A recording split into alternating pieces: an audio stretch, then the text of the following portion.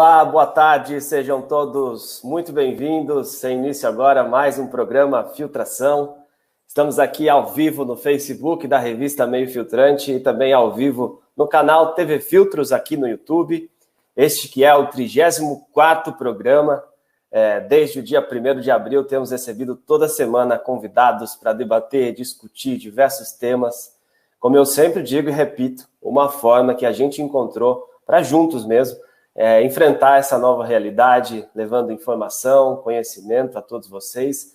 E hoje não vai ser diferente.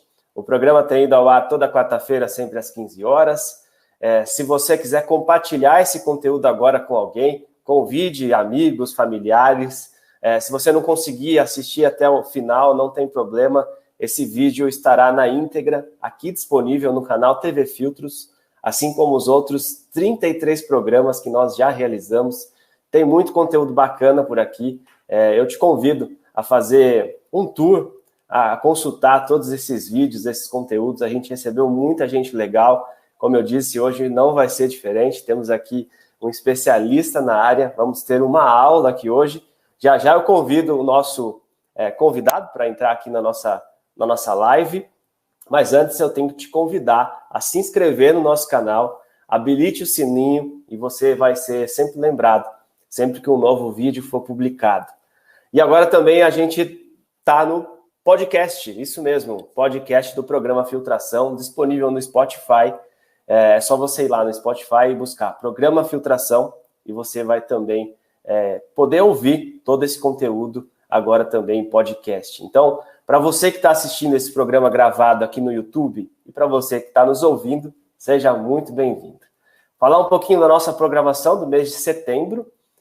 Semana que vem nós temos mais um encontro e agora vai ser diferente, não vai ser na quarta-feira, vai ser na quinta-feira por questões de agenda. Dia 17/9, quinta-feira, no mesmo horário, às 15 horas, falaremos sobre impactos e desafios da LGPD, Lei Geral de Proteção de Dados. Vamos receber 4 especialistas super parceiros que vão nos ajudar a entender tudo que está acontecendo, tudo que vai acontecer. Então, não perca, dia 17/9, quinta-feira que vem, às 15 horas, os impactos e desafios da Lei Geral de Proteção de Dados Pessoais.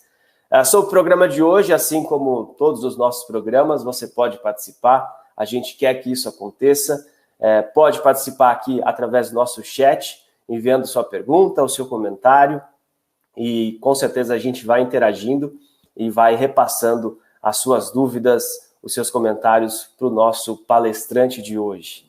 O nosso tema, a produtividade e as pessoas na transformação agile e digital, e eu já vou colocar o nosso convidado aqui. Aqui está ele. Pedro Martins, seja bem-vindo.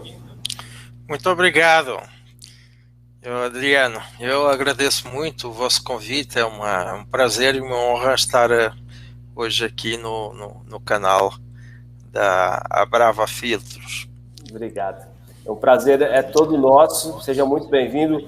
Vou apresentá-lo agora oficialmente. Pedro Martins é doutor em Administração de Negócios, mestre e graduado em Psicologia Social e Organizacional. É executivo C-Level, conselheiro, consultor e professor universitário há mais de 40 anos, com atividade em 26 países, com foco em transformação organizacional e de modelos de gestão agile, maximização da produtividade e performance, gestão de pessoas com alto impacto econômico e educação executiva. É um dos 24 top international speakers da agência internacional Prisma, CEO e fundador das empresas da PM Hub e também reitor da Euro-American Business School.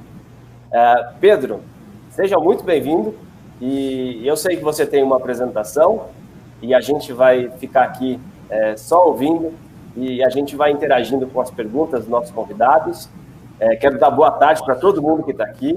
Estou vendo aqui muita gente já colocando o seu boa tarde. A gente vai aos poucos interagindo com vocês. E façam suas perguntas, façam seus comentários e a gente vai ter um tempinho no final para debater com o nosso palestrante. A palavra é toda sua e, novamente, bem-vindo, Pedro. Muito obrigado, Adriano. Vamos ver se eu consigo... Você está vendo a apresentação ou não? Sim, estamos aqui vendo. Bom, o Adriano já fez aí disse aí umas palavras generosas a meu respeito. Esse quadro aí sintetiza um pouco a minha atividade atual e também a minha atividade anterior, não é? Para além dessas funções que falou, fui já presidente da Mercer, do E-Group, diretor do Grupo Segosa em França e professor em várias universidades da Europa, Estados Unidos, Brasil, África, por aí fora. Dentro da minha atividade empresarial, eu lidero o PM Hub, que é composto por 5 empresas diferentes. O Agile Transformation Lab, que tem por objetivo a transformação das organizações e dos modelos de gestão de acordo com o conceito Agile. A PM International Consulting, que é focada na maximização da produtividade e da performance. O Nexus HR Tech, que é uma HR Tech, como o nome diz, e o Alpha Forums, que organiza eventos relacionados com a nova economia. Não é? Para além disso, temos também a Euro American Business School, que é uma escola de negócios que faz MBAs e cursos de educação executiva. Temos escritórios em São Paulo, Lisboa e no Dubai. Não é? As nossas metodologias e soluções são totalmente exclusivas, não é? Portanto, são objeto da nossa pesquisa e estão implementadas em mais de 100 empresas em 26 países. Bom, o tema que nos traz hoje, na minha opinião, é um tema estratégico para o Brasil e para as empresas brasileiras. Nós estamos a falar, provavelmente, de um dos maiores problemas da nossa economia, que é a produtividade. Não é? Eu acho que há um certo consenso que o maior problema da competitividade do Brasil reside exatamente na baixa produtividade do trabalho. Não é? Se nós formos ver os rankings mundiais, e reparem, os rankings que eu vou aqui apresentar são 2018 e 2019, que foram os últimos publicados, porque, como sabemos, este ano muito trabalho de pesquisa ficou congelado devido à pandemia e há sempre um delay entre o estudo e a publicação do estudo. Portanto, estes dados são de 2018 e 2019, mas eles não diferem muito nos últimos anos, então não é por aí que a diferença é grande. E nós, de facto, ocupamos sistematicamente as últimas posições dos rankings mundiais de produtividade. Não é? Temos uma produtividade 5 vezes menor que os países mais produtivos do mundo. E talvez este quadro seja o mais dramático de todos, porque nós mantemos a mesma produtividade do trabalho que tínhamos há 50 anos atrás. Não é? Veem que tem ali uma curva, um pico que saiu um pouco do plafond que habitualmente o Brasil está. Isso corresponde exatamente àquele período da industrialização que foi iniciado pelo Juscelino, não é?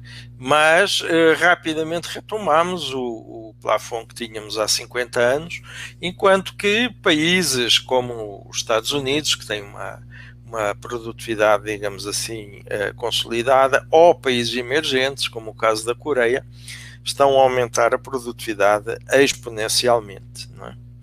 A produtividade está estagnada, porém o custo da mão de obra está a aumentar sistematicamente. O que quer dizer que a margem do negócio é cada vez menor. Se o custo é maior e a produtividade se mantém, naturalmente que nós diminuímos essa margem. Não é?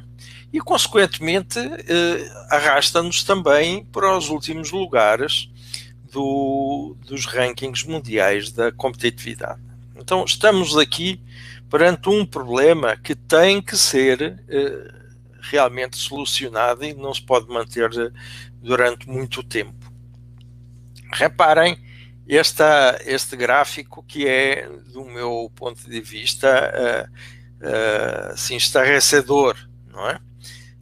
Nós já chegámos ao ponto, em 2015, da rentabilidade das empresas ser inferior à caderneta de poupança. Ou seja, se os empresários vendessem as suas empresas e colocassem o dinheiro na caderneta de poupança, que sabemos que é das aplicações com menor rentabilidade, tinha uma rentabilidade superior a ter as empresas abertas, não é? Enfim, depois recuperámos de 2016 para cá, mas a linha de tendência continua a ser uma linha de tendência decrescente. Isso não tem a ver com o governo de A, de B ou C, isto é uma projeção baseada nos últimos 50 anos e, portanto, tem a ver basicamente com a gestão das empresas brasileiras. Mas surge neste momento uma grande oportunidade de nós sairmos deste pântano da baixa produtividade e da baixa competitividade, que é a transformação digital. De facto, a transformação digital veio colocar os países numa plataforma comum e isso é uma oportunidade de nós recuperarmos o atraso económico que tivemos praticamente na última metade do século. Mas quando nós estamos a falar de transformação digital, estamos a falar sobretudo de transformação da mentalidade das pessoas. Muitas vezes se confunde entre o que é digitalização e transformação digital como transformação da economia e do negócio, e isso obviamente que é apenas uma pequena parte, talvez a parte menos significativa dessa transformação. Então, basicamente, nós estamos a falar de transformação de mentalidades e de transformação de pessoas. Então, a triangulação da produtividade, eu diria que ela é sempre fundada em dois pilares. O pilar da tecnologia e o pilar das pessoas. Mas esta transformação, ao contrário de todas as outras que a humanidade já viveu, é de tal forma rápida e de tal forma disruptiva que não nos vai dar a oportunidade de ir fazendo pequenas mudanças graduais e até vamos falar abertamente, não nos vai dar a oportunidade de nós nos iludirmos a nós próprios que estamos fazendo uma transformação que na realidade não fazemos. Enfim, as pessoas que já estão há alguns anos no mercado, como eu, já passaram por várias ciclos disruptivos, como a gestão integrada, que deu origem aos ERPs, depois a gestão estratégica, etc. E muitas vezes as organizações mudavam os títulos dos seus modelos de gestão, mas não mudavam as práticas. A transformação agile digital é a revolução mais rápida e radical da humanidade. Então não vamos ter a oportunidade de desenvolver ações cosméticas. Têm de ser ações de mudanças efetivas. Não é? Quando nós estamos a falar nos ciclos de mudança, nós estamos a falar basicamente em várias grandes revoluções.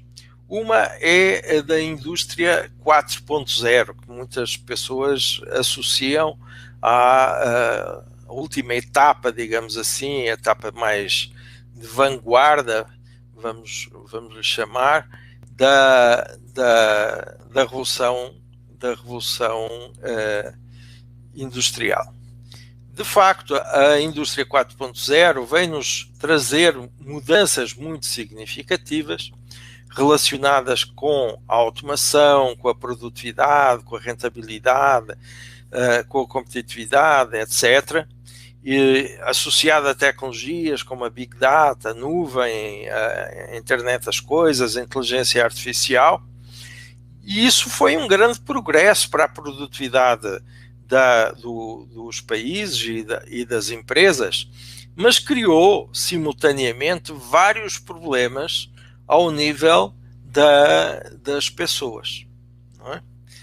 criou desemprego crónico, porque criou a necessidade de uma certa formação que algumas pessoas não tinham a formação base sequer para acompanhar essas necessidades de desenvolvimento, e isso trouxe, de facto, essa realidade, digamos assim, mais dramática. Então, em 2017, os japoneses vieram com o conceito da Sociedade 5.0. O que é a Sociedade 5.0? É exatamente a aplicação das tecnologias da indústria 4.0, mas com uma visão de qualidade de vida, de inclusão e de sustentabilidade. E não apenas da substituição do homem pela máquina. Com tecnologias, por exemplo, como a 5G, etc., hoje nós podemos desenvolver telemedicina, que agora na pandemia foi francamente desenvolvida, carros autónomos, cidades inteligentes e por aí fora. E isso é um progresso da qualidade de vida muito grande a partir da tecnologia. Então, à indústria 4.0, nós sucedemos a sociedade 5.0. E, de repente, somos surpreendidos, vamos chamar assim, por uma nova realidade, que é exatamente este novo normal criado pela pandemia. Então, aquilo que era um processo de transformação extremamente rápido, eu diria dos mais rápidos que nós tivemos até hoje na história da humanidade, de repente torna-se ainda mais rápido. Ou seja, nós em 20 dias provavelmente mudamos mais do que nos últimos 20 anos em todas as formas de convívio familiar, de trabalho remoto, de educação à distância, de relações comerciais, de relações familiares. Tudo isso foi acelerado, mas acelerado de uma forma vertiginosa pela pandemia, não é? Isso obrigou-nos a uma disrupção, a ter que pensar tudo rapidamente e de forma muito diferente. Por exemplo, o lar tornou-se num epicentro da economia.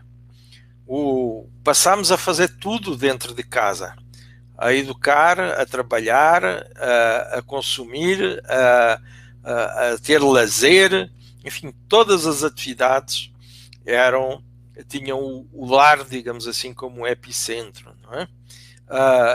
E chamamos a essa economia a economia de low touch, a economia de baixo contacto, que ainda vai permanecer durante algum tempo, mesmo depois da descoberta da vacina do coronavírus, porque nós sabemos que até ter uma vacina massiva da humanidade demorará ainda bastante tempo. Quer dizer, os mais otimistas falam em poucos meses, mas acredito eu que, a julgar pelos epidemiologistas e por aqueles que têm o conhecimento científico do assunto, antes de 2022 nós não teremos uma vacina aplicada massivamente. Então, a economia não vai parar, só que a economia vai ser desenvolvida de uma forma diferente, uma economia de baixo contacto, que aliás é aquilo que nós hoje temos nos dias de hoje.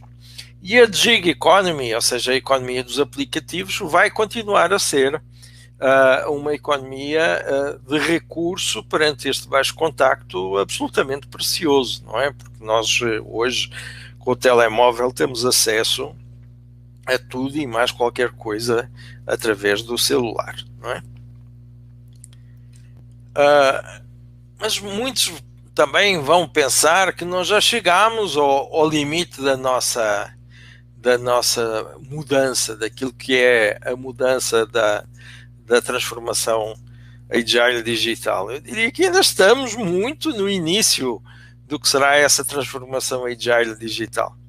Se nós fizermos uma projeção há 10 anos, nós já podemos começar a falar da chamada supremacia quântica. A supremacia quântica é utilizar a engenharia quântica nos sistemas de informação, e vejam que a diferença é tão grande que hoje, nos dias de hoje, o computador quântico mais rudimentar consegue processar em 100 segundos aquilo que o computador digital mais avançado do momento demoraria a processar durante 10.000 anos.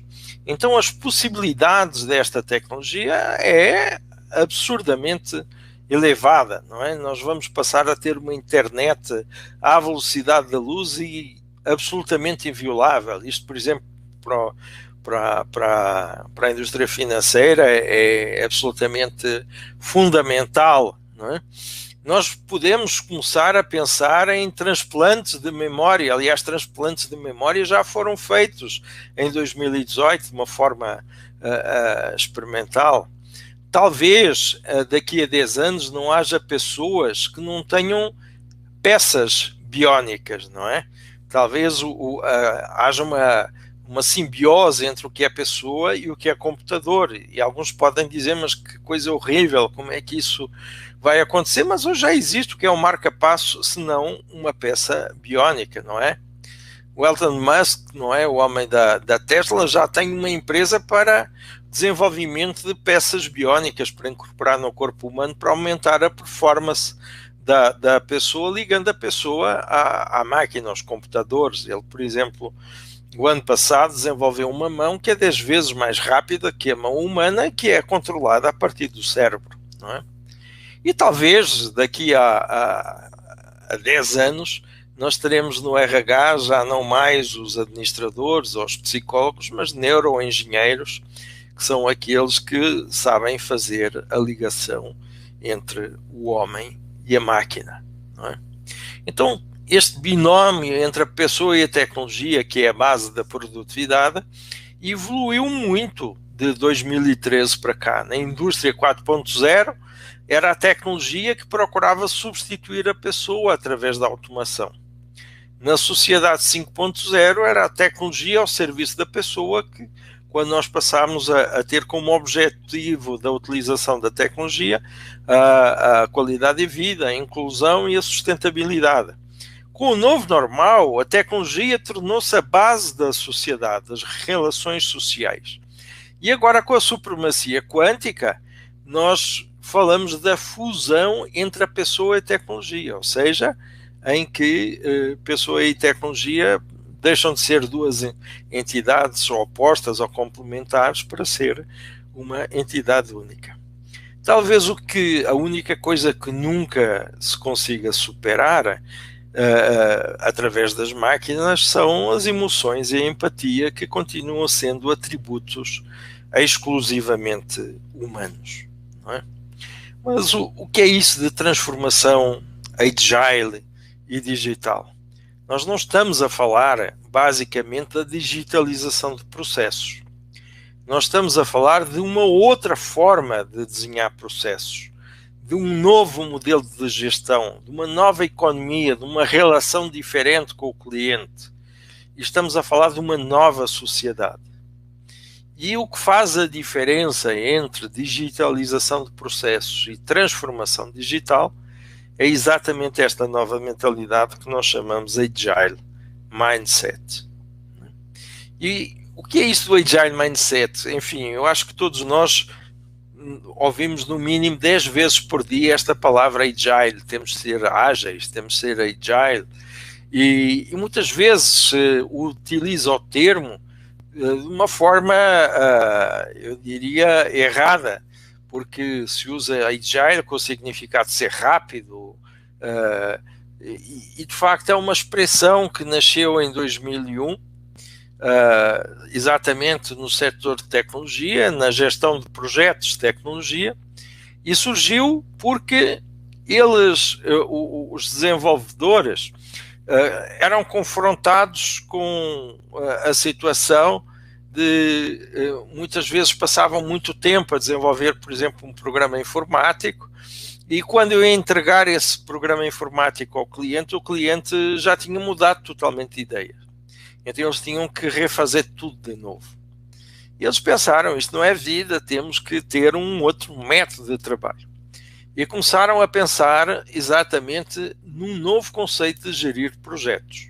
Só que esse conceito de gerir projetos, que se mantém basicamente o mesmo, hoje é aplicado ao desenho das estruturas organizacionais e ao desenho de todos os modelos de gestão, já não exclusivamente de gestão de projetos. Não é?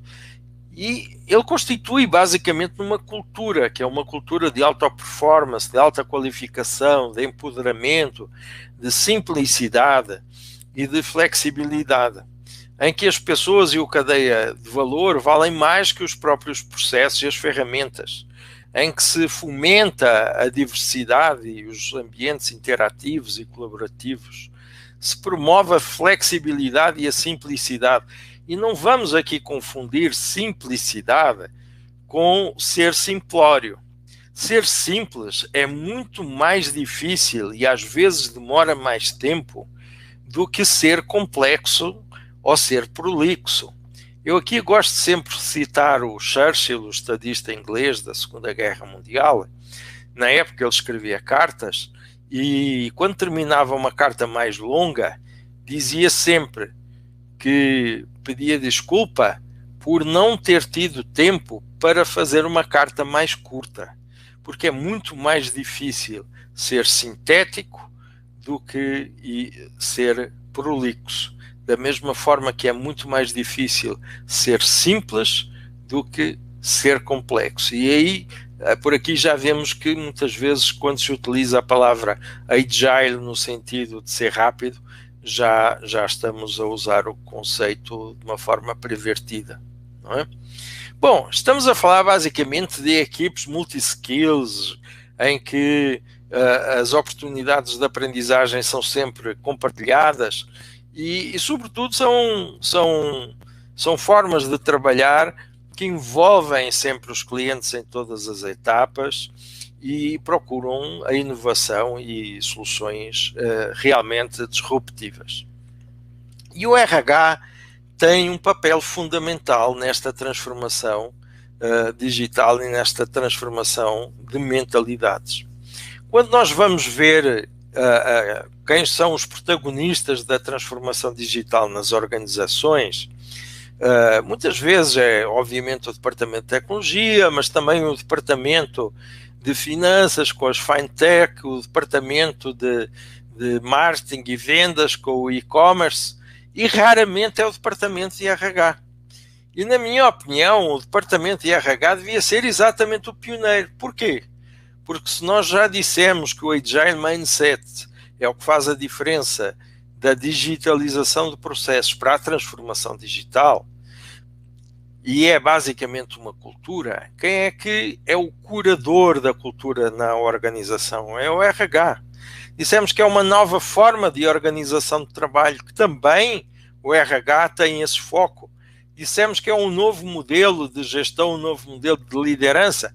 Então o RH devia ser o curador desta mentalidade digital.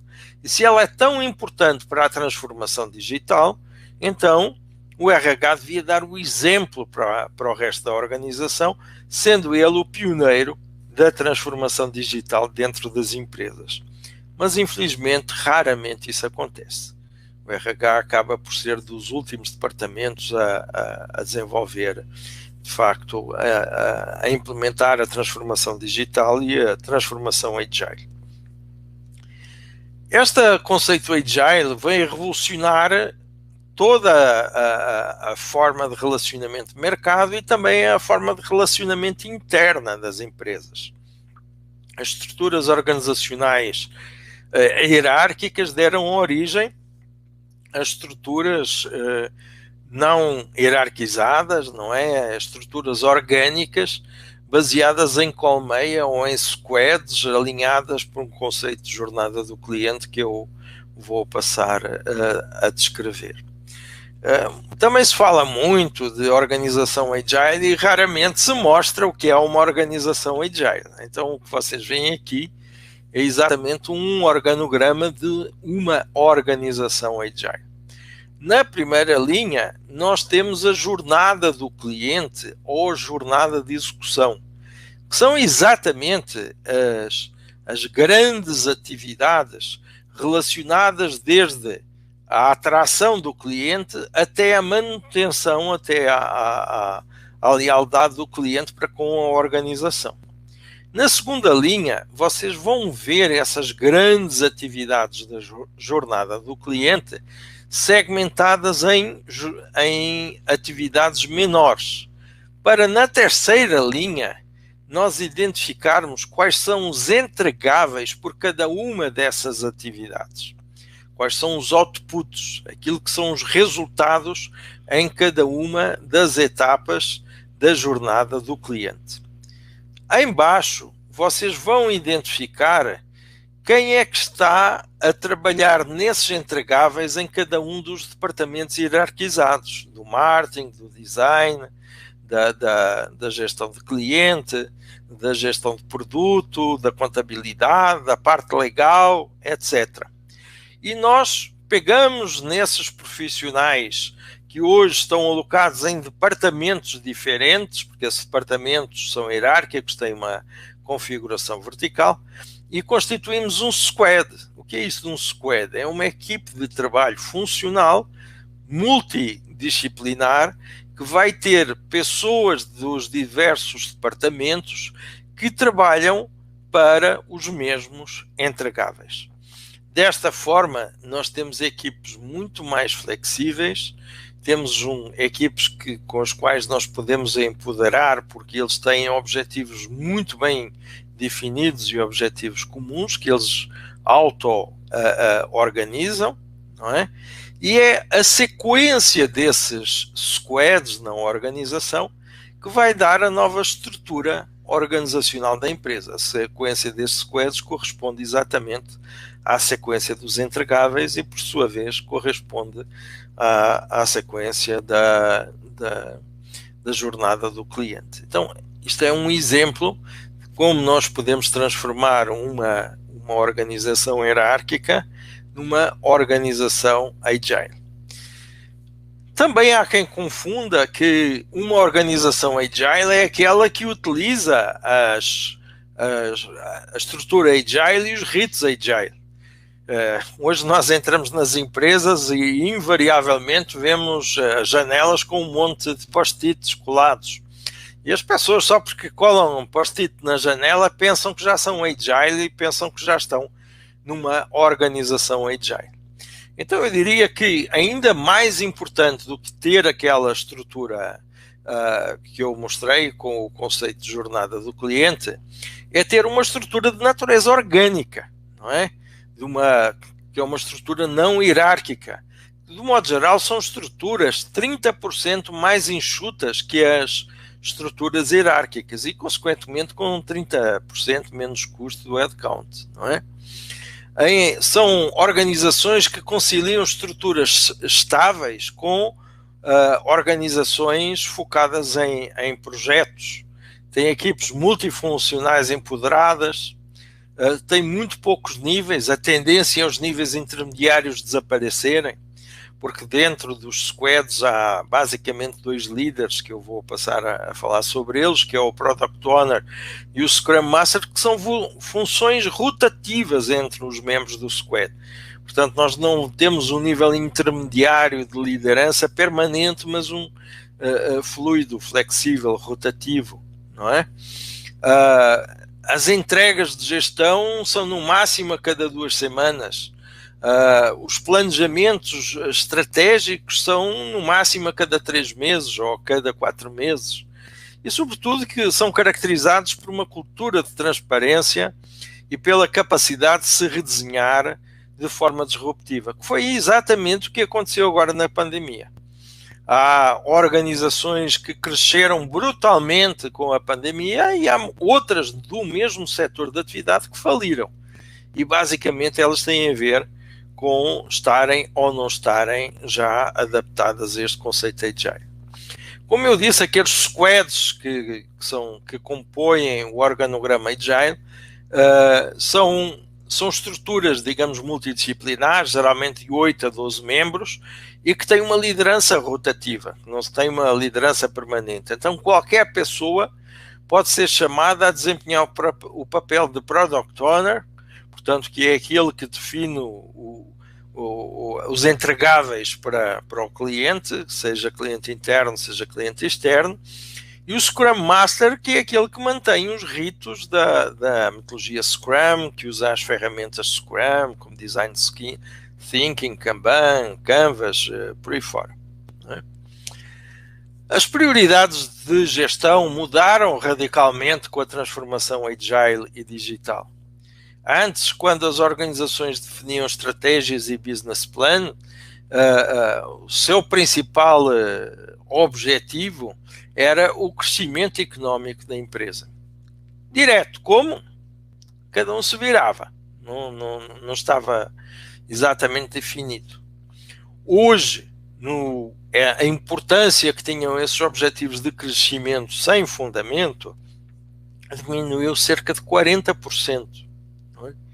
E, por outro lado, objetivos relacionados com a reestruturação organizacional, a introdução de mais tecnologia e a melhoria das competências da força de trabalho, dos recursos humanos, são exatamente os principais incrementos que hoje são definidos nos planos estratégicos das organizações e nos business plan das organizações. É aí que as empresas investem os seus recursos e cobram resultados. É na reestruturação organizacional, na melhoria da força de trabalho, com tudo que isso implica, com a adaptação a esta nova realidade e, naturalmente, no incremento da tecnologia das empresas.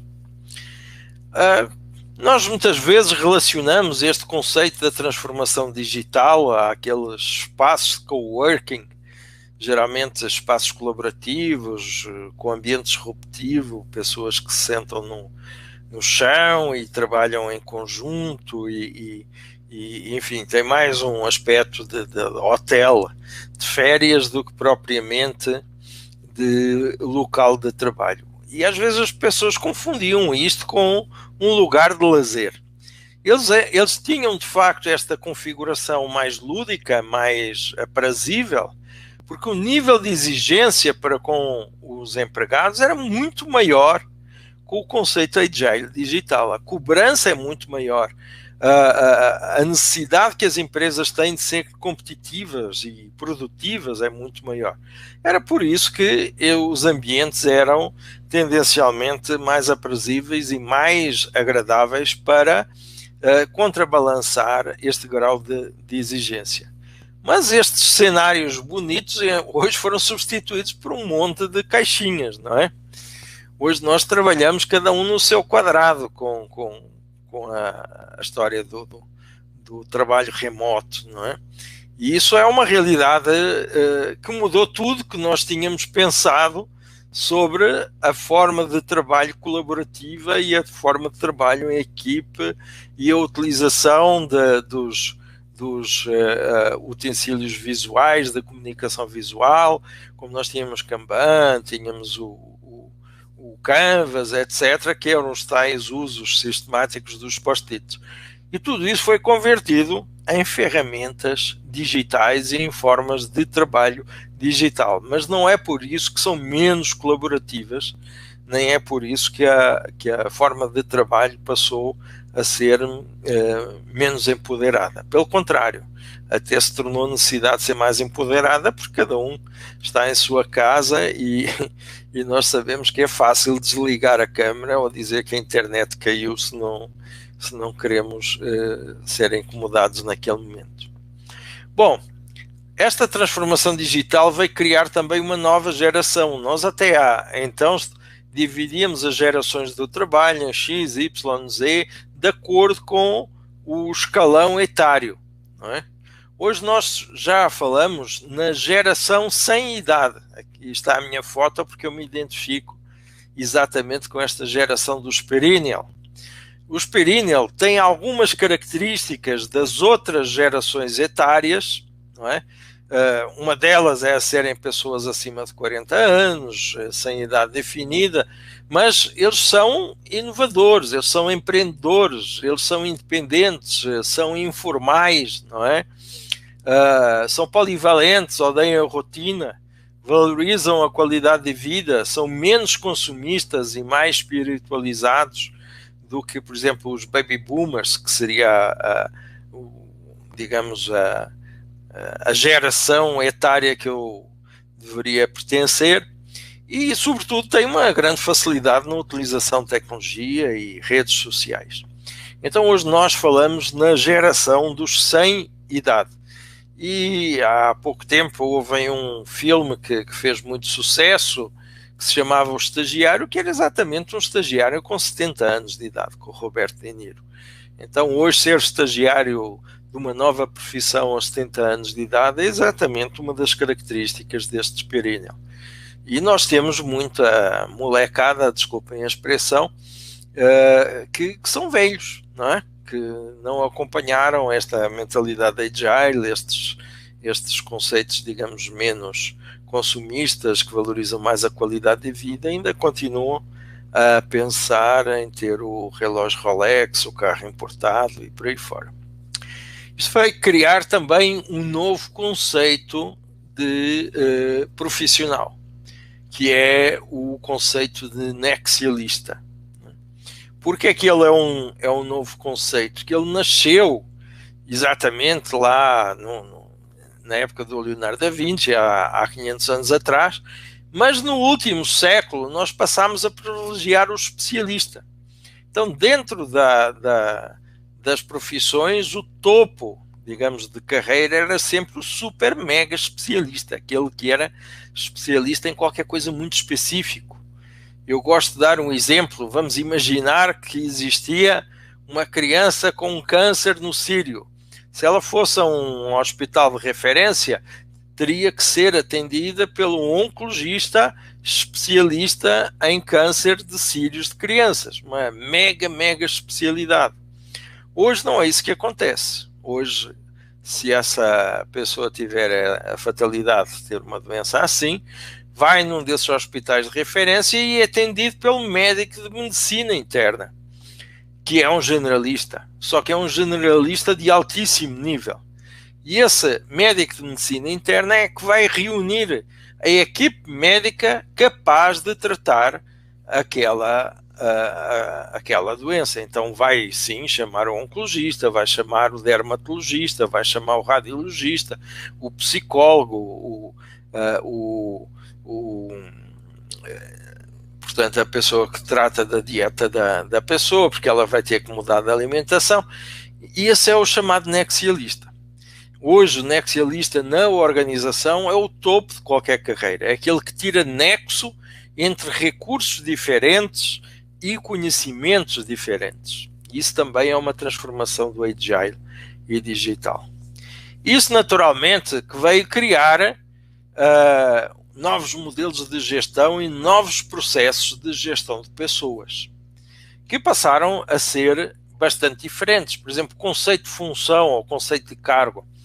Nós tínhamos já colocado na prateleira a descrição de cargo, que foi criada em 1943 pelo Sr. Eduardo Rey, porque essa descrição de cargo era baseada num conceito de cargo da época do Taylorismo, que era um cargo engessado, que hoje já não existe mais.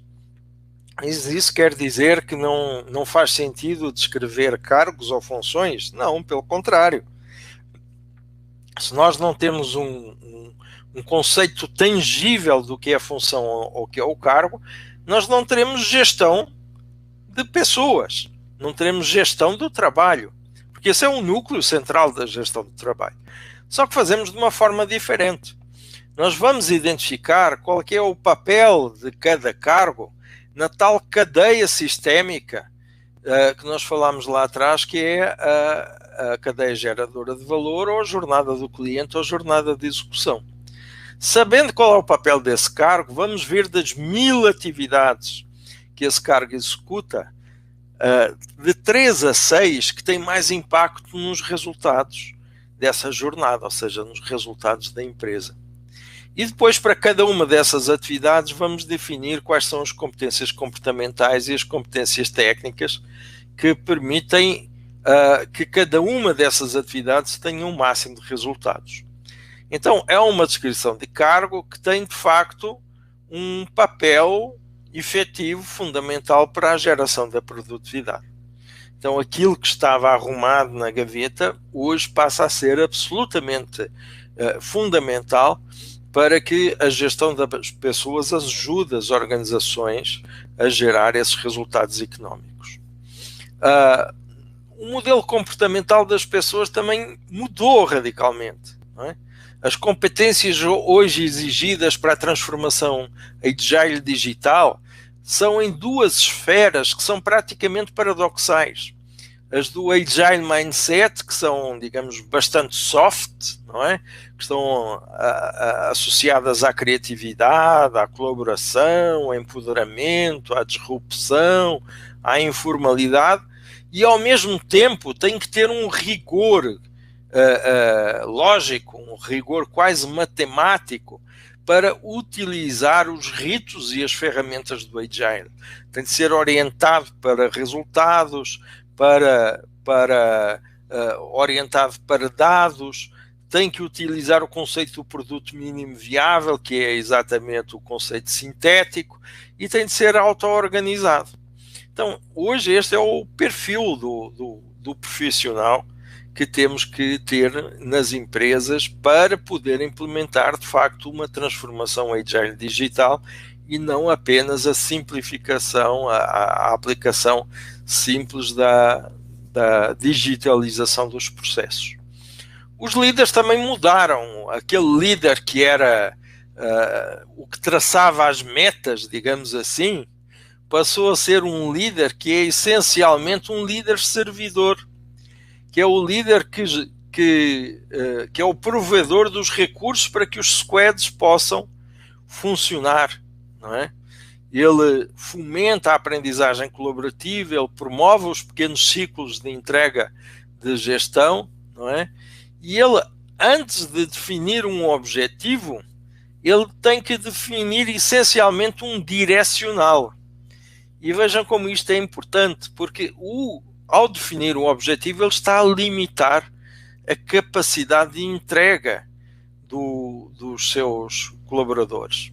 Está a limitar a capacidade de entrega dos squads.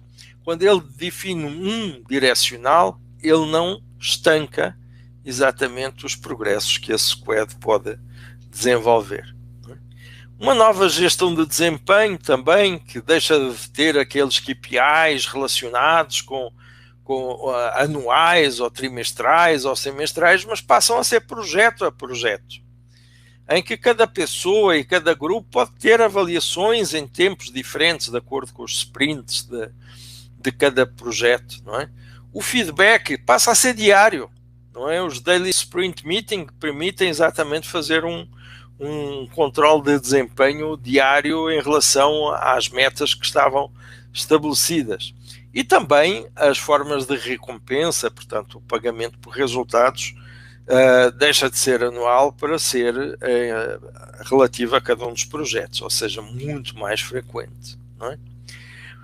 O conceito do desenvolvimento profissional também é um conceito de autoaprendizagem, também é um conceito de aprendizagem colaborativa e sempre de desenvolvimento ao longo da vida, o chamado long life learning, não é? E, sobretudo, uma aplicação imediata, um plug and play, aprende num dia, aplica no outro, no seu próprio local de trabalho. A remuneração, em vez de ser por grupos profissionais ou mesmo por funções ou por cargos, passa a ser muito mais individualizada. E até eu vou mais longe, a tendência é que a contratação seja por projetos. Ou seja, que num futuro próximo, todos dentro da empresa sejamos PJs. Ou seja, contratados para a execução de um projeto definido. Então, os mais competentes provavelmente vão trabalhar em 2 ou 3 projetos ao mesmo tempo e vão ganhar muito bem. e os menos competentes vão passar muito tempo desocupados e sem uma atividade profissional. Mas, para além da remuneração em dinheiro, as pessoas também vão ser remuneradas em benefícios de qualidade de vida, porque isso é uma das características da transformação agile e digital. O próprio recrutamento, em vez, pode ser um recrutamento por antecipação, não é? Nós geralmente, quando fazemos recrutamento, fazemos sempre olhando o passado, olhando o currículo das pessoas. Mas nós estamos a dizer que talvez a maioria dos cargos dos próximos 10 anos não exista neste momento. Então, como é que nós podemos avaliar a experiência das pessoas perante uma atividade que não existe? A forma que nós temos de identificar essas pessoas no mercado é exatamente pelos interesses que elas têm. Não é? Então, se participam em blogs sobre um determinado tema, se participam em congressos, se escrevem, se pertencem em grupos de reflexão sobre esse tema, provavelmente são aquelas que vão aprender mais rapidamente as competências exigidas por essas novas profissões que estão a ser criadas. E carreiras e planos de sucessão, bom, carreiras vamos reservá-las para o ônibus, porque se as pessoas vão ser contratadas por projeto, não faz sentido falarmos em carreiras dentro da organização, não é? Então nós vamos sempre ter uma busca zero para cada projeto e os planos de sucessão no máximo serão de curtíssimo prazo, não é? Mas isso não é drama nenhum. Eu gosto de falar aos meus colaboradores e aos meus alunos que eu há 40 anos não tenho promoção nenhuma, sou só consultor, só professor, e não faz isso de mim uma pessoa menos qualificada. Simplesmente a minha profissão não é definida por escalões hierárquicos, mas por níveis de competência. E, obviamente, que o tipo de consultoria que eu faço hoje é bastante diferente da consultoria que eu fazia há alguns anos atrás. Então, estamos, de facto, a falar de um universo que é um universo bastante novo dentro das organizações. E aí veio o novo normal, que ainda veio complicar um pouco mais esta história, não é? O RH aprendeu muito durante esse novo normal. Aquilo que eram projetos de mudança que estavam na gaveta, de repente foram implementados em 48 horas, não é? A dinâmica entre as áreas foi absolutamente maximizada, exponencial, não é? E aquelas pessoas que eram menos capacitadas, ficou evidente que não poderiam aderir a esta nova economia mais exigente. E, pelo contrário, as pessoas mais capacitadas foram mais empoderadas e, neste momento, não têm tempo para dormir quase. Vivem extremamente assoberbadas de solicitações, etc. Então, isso foi uma novidade que a pandemia obrigou o RH a acelerar todos os processos de mudança que tinham na gaveta. E muitas dessas mudanças o RH vai ter que manter após a pandemia, não é? O home office, por exemplo, está já definido que no mínimo 30% das pessoas que trabalharam em home office durante a quarentena vão manter isso para toda a vida. Outro dia falava com um amigo meu, que é diretor de uma empresa, e ele dizia: Pedro, eu durante a semana nunca tinha almoçado com os meus filhos, nunca tinha ajudado os meus filhos a fazer os deveres escolares. Agora eu vou abrir mão disso que eu conquistei nos últimos 4 meses? Jamais. Vou fazer isso para perder 3 horas por dia no trânsito, a ir de uma reunião para outra, de casa para o escritório. Eu quero trabalhar em casa de novo, porque eu, desta forma, vou poupar o tempo que estou no trânsito e vou dedicar esse tempo à minha família, não é? Então, aquilo que eram reuniões virtuais, home office, processos de mudança, a própria educação executiva remota, mais atenção à saída dos colaboradores, com certeza que o RH vai manter mesmo pós-pandemia, né? E esse RH pode ter um papel também muito importante na transformação exponencial das empresas para a nova economia. Se ele fomentar os modelos de gestão, não só na área de gestão de pessoas, mas nas outras áreas também, baseados em dados, porque é a forma de correr menos riscos, é quando nós temos uma gestão tangível, uma gestão fundada em dados.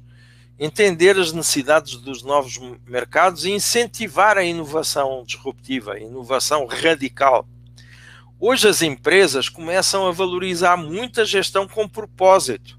Vocês viram que ainda recentemente os bancos fizeram pressão sobre o governo para a preservação da Amazónia.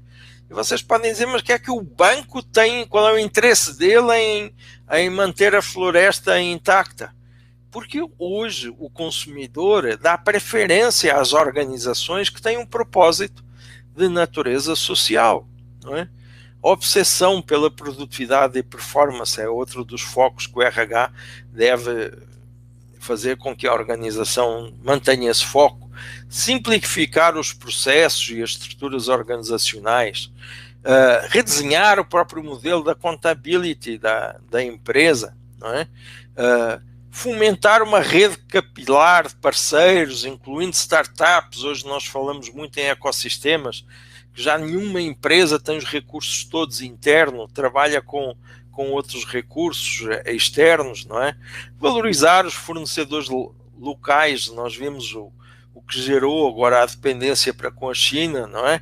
Que muitos insumos hospitalares, etc., chegaram tardiamente, exatamente porque havia basicamente um grande produtor mundial desses insumos, não é? E reduzir radicalmente custos, incluindo o real estate. Nós temos menos gente a trabalhar nas empresas, temos mais gente em casa, também vamos precisar de menos espaço. Ainda recentemente aquele ateliê da arquitetura muito importante, o Ateliê Honrado, abriu exatamente o departamento de arquitetura para residências, que eles antes não tinham. Eles antes estavam focados no corporativo, porque eles identificaram uma tendência de cada vez se investir menos no real estate corporativo e cada vez mais na melhoria das condições de trabalho em casa, não é?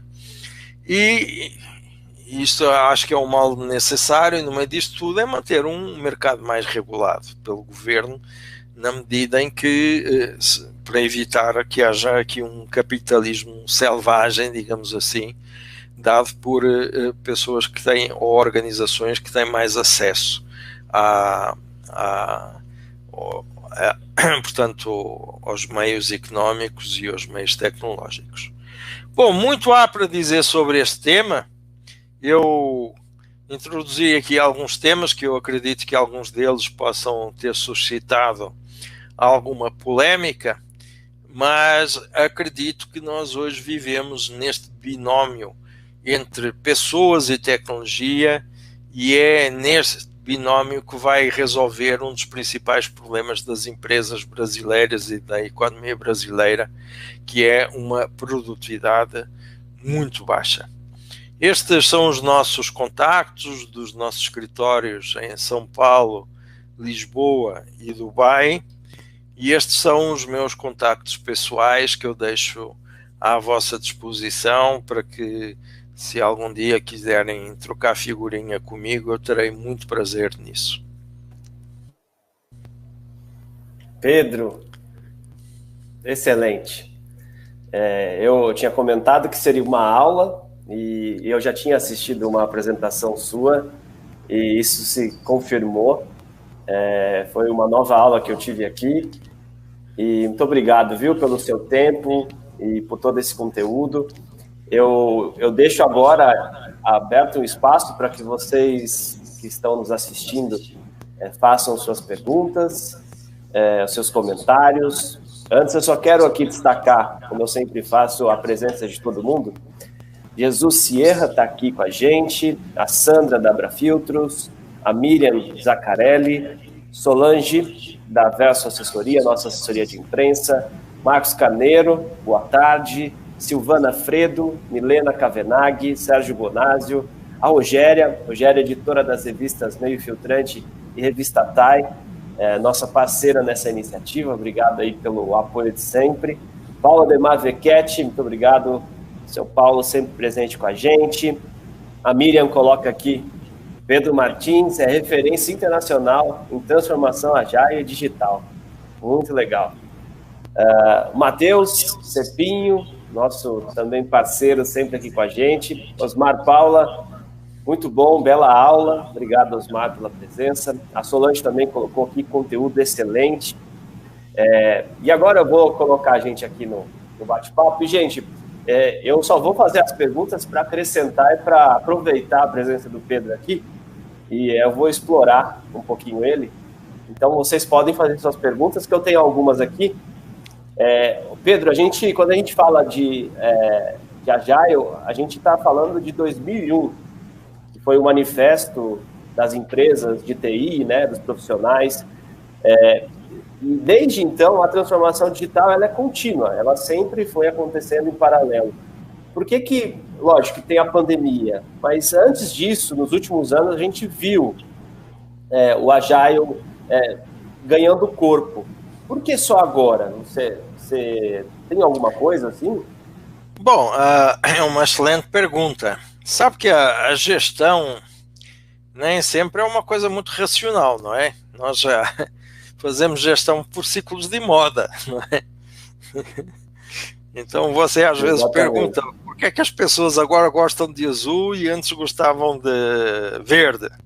Está na moda o azul, porque todos começaram a usar azul e quem não usa azul acha que está fora de moda. Então vamos ver que há muita questão de moda aí relacionada com o Agile, mas não é só isso. O Agile, quando foi criado em 2001, foi criado exclusivamente para a gestão de projetos tecnológicos.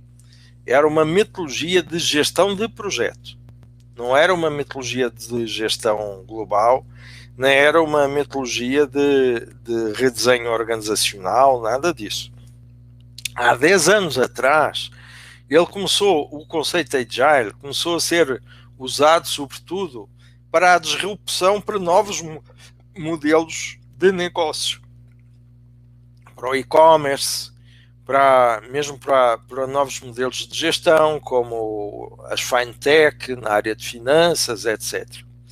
E há cerca de 5 anos, aproximadamente, começou a ser usado praticamente em todas as vertentes da gestão, porque chegaram à conclusão que o menor custo com mais resultado e maior satisfação de cliente era aquilo que todas as empresas queriam. E se tinham ali uma ferramenta, por que não fazê-lo? Naturalmente que qualquer processo de mudança tem uma resistência à mudança. E é ou a necessidade ou o convencimento que faz com que as pessoas vençam essa barreira da resistência da mudança.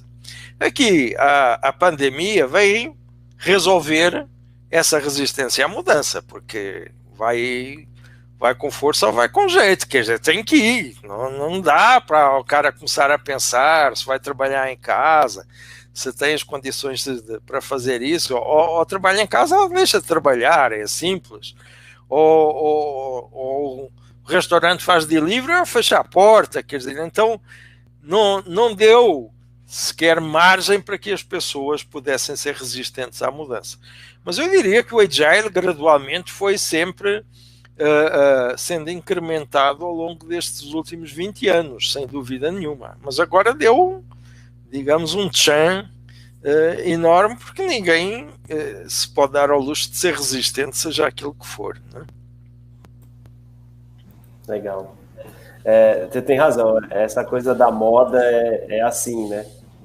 A gente vai seguindo as tendências e... é legal, vamos lá. e vai colocando em prática. Sabe o que eu queria saber a sua opinião? Você, principalmente, que tem uma vivência internacional bem legal, como que você vê a transformação agile e digital no setor público? Principalmente quando a gente fala de Brasil. Em pesquisas, eu vi que existem até secretarias estaduais aqui do Brasil que implementaram, estão nessa fase e estão tendo sucesso, sim, bons resultados. Você acha que essa é uma maneira da gente desburocratizar tudo e vai funcionar? Bom, sem dúvida que esse é o caminho, quer dizer, não consigo imaginar outro caminho. De facto, nesse campo, o Brasil não está assim tão atrasado quanto nos meios empresariais, não é? Eu diria que o e-government até está um pouco à frente daquilo que é a transformação digital dentro da maior parte das empresas, sobretudo as médias empresas brasileiras, não é? Desde o governo Temer, que foi criado o e-digital, que é a estratégia brasileira para a transformação digital, que neste momento está a ser apoiada também pela sociedade civil, pelas coalizões digitais regionais, que são iniciativas de cidadãos exatamente para implementar os conceitos da estratégia brasileira para a transformação digital, que está a acelerar muito o processo da digitalização do governo. E quando estamos a falar da digitalização do governo, estamos a falar não só na transformação, na digitalização dos processos, portanto é que a pessoa consegue uma certidão online, consegue resolver um problema cartorial, por exemplo, com um cartão de identificação com chip, enfim, questões desse tipo, mas eu iria mais longe, até em formas de governo, não é? Porque é que nós vamos precisar de tantos níveis intermediários entre a população e o poder executivo se as pessoas podem votar, por exemplo, na internet, algumas leis, algumas decisões que são decisões do interesse coletivo, não é? Então acredito que a transformação digital vai também transformar as formas de democracia, vai transformar as formas de relação direta do poder, favorecendo as bases, digamos assim, a ligação direta das bases ao topo, não é?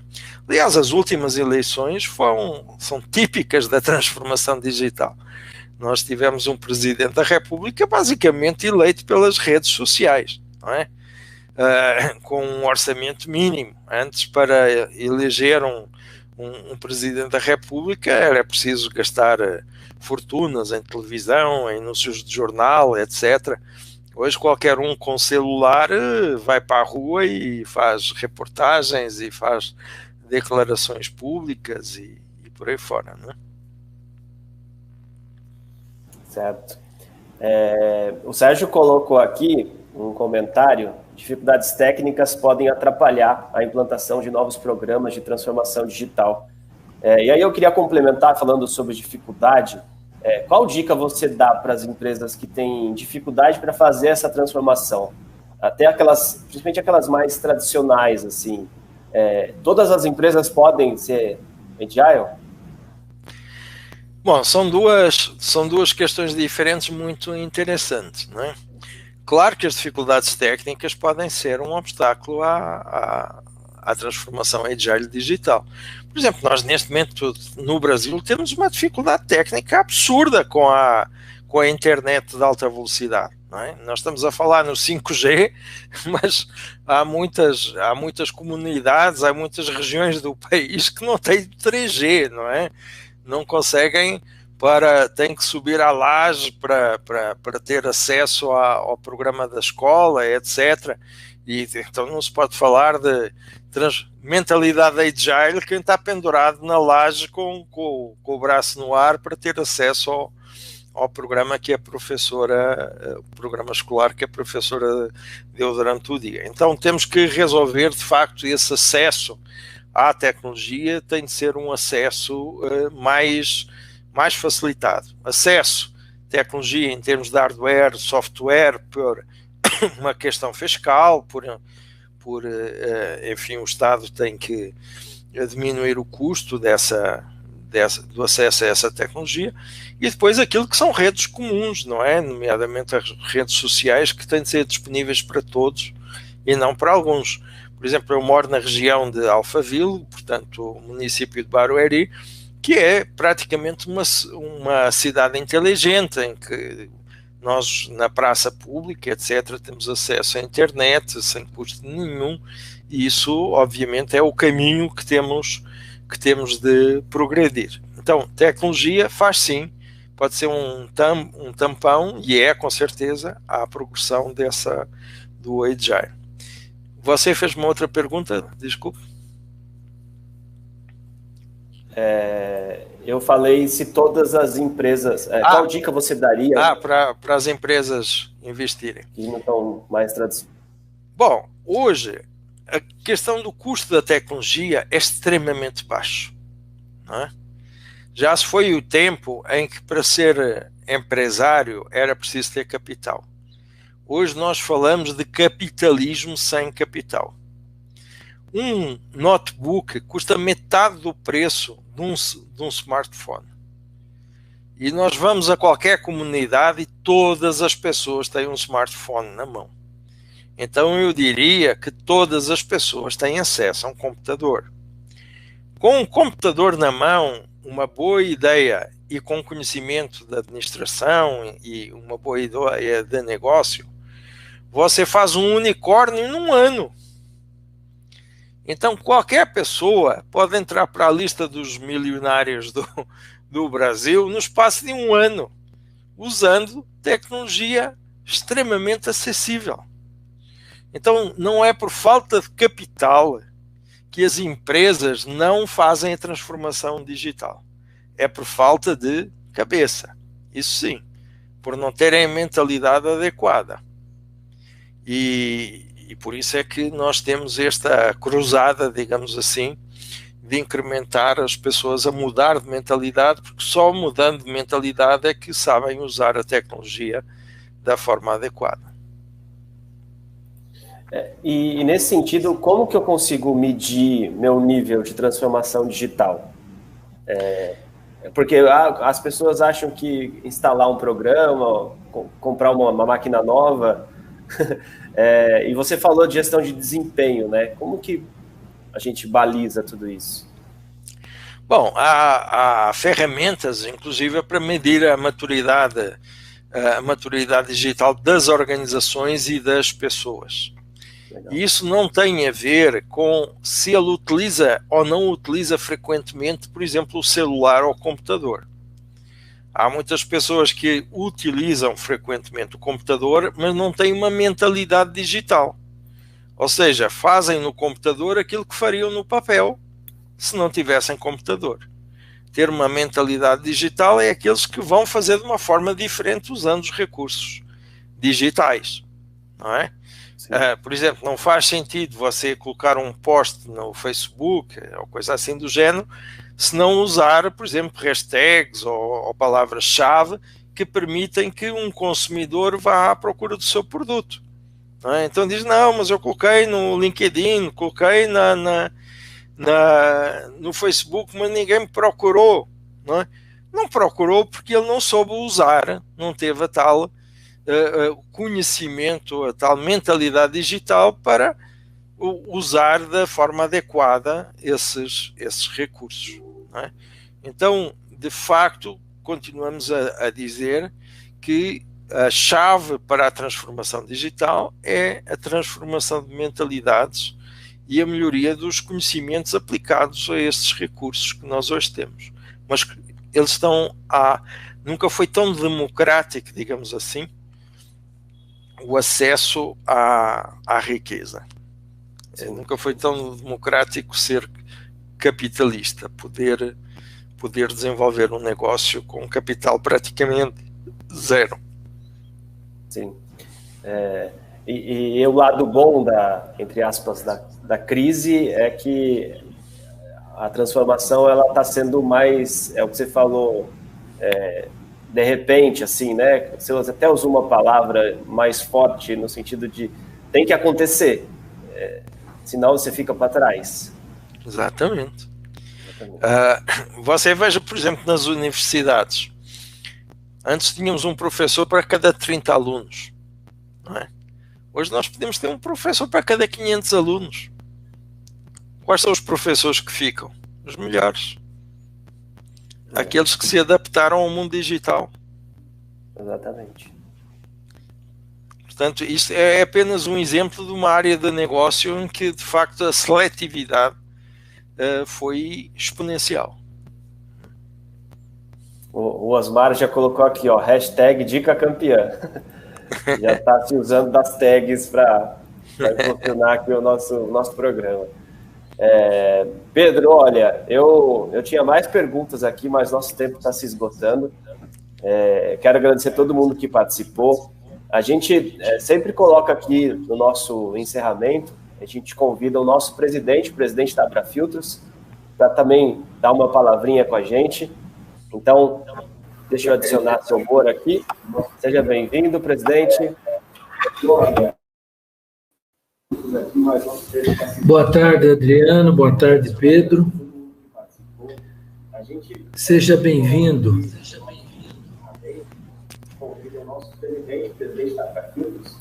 Acho que você tem que só abaixar o seu som. Você está me ouvindo aí? Agora estou. Está ouvindo? Isso, estamos ouvindo. Agora estou ouvindo, sim. Acho que só precisa desligar o som ambiente aí do seu... Eu vou desligar o som ambiente aqui, então. Isso. Um minuto só, tá? Tá bom.